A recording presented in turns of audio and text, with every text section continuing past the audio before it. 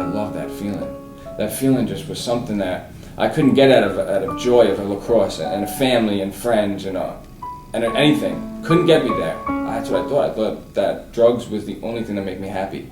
So I kept doing them. Nothing stopped me. Justin grew up in Rocky Point, Long Island, as a big lacrosse talent. Nobody knew about the problem that was burning deep down inside him. He was only 12 years old when he started getting into alcohol. Things got bad from there. I was really drunk, and I remember walking next to the pool. And when I was walking, I passed down and I sank to the bottom of the pool. And all I remember is my friend coming in and grabbed me. But the thing that really gets me with that is that what if he wasn't there? Would I still be here today to be able to tell my story?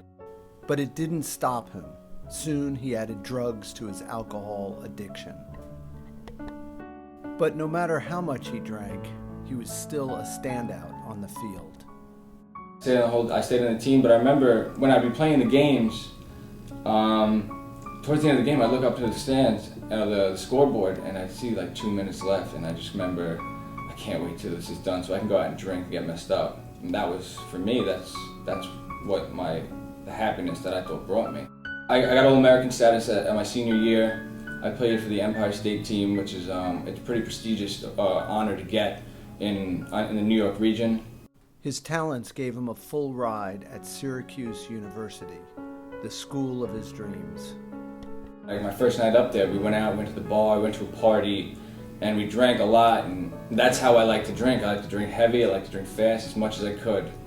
I guess to try and prove myself was what I thought I could prove myself to other people, like I can drink, which shouldn't have been the factor, but it was for me. But I remember waking up the next day saying, wow, this is what I've been waiting for. Like, I'm missing out on these kind of parties, and I'm here, so I'm very happy for the fact not only that I'm here for lacrosse, I'm here at Syracuse for an education, but I was there to party. Not much later, he tested positive on a drug test and got suspended. Without lacrosse, the depression really got out of hand. As this progressed, as the semester went on, I got real depressed because I wasn't playing at all. And I remember one night I was about to come home, like a week later I was about to come home from winter break, and I just said I couldn't do it anymore. I can't feel like this anymore. I'm tired of drinking so much. I just don't want to live anymore. So I ended up taking handfuls of Advils, trying to overdose, trying to kill myself. It didn't work, obviously, and then the next day I was in bed sick, and it was one of the worst feelings I've ever felt. But the real main feeling that really hurt me was the fact that I was trying to end my life because I felt like a failure, but I couldn't even do that. Justin got outside counseling after that, but the addiction didn't go away. Blackouts became more and more frequent, he got into fights, so he left Syracuse with only one option: to kick him off the team. It didn't wake him up. Even when he was no longer welcome into his parents' house, he kept doing drugs, strong drugs. Stronger the better. That was my motto. If I can find anything more powerful than the thing I just did, it's a good situation. So I got into him. I was working on him. I had to wake up and do him. I couldn't function without him. I was depressed still. I hated my life. I hated myself. A friend convinced him to join NYIT, an NCAA second division lacrosse program. He agreed to accept the offer, hoping he could start over his life. I was at my friend's house and I was hallucinating. And I said, you know what, I'm going to go home. I'm going to drive back home now. It's right down the road. Literally, probably about half a mile down the road. I convinced them to let me do it. They didn't want me doing it because I just crashed, but they said, you know what, okay. I convinced another person. I got in my car. Right when I got in my car, I fell asleep right away. And all I remember is hitting a curb, waking up, and 10 feet in front of my car is a house. I swerve out of the way, I go through the fence, and I go down the hill. Luckily nothing happened to me. Being all alone in an apartment didn't help. The lonely feeling made him so depressed that drugs became a routine.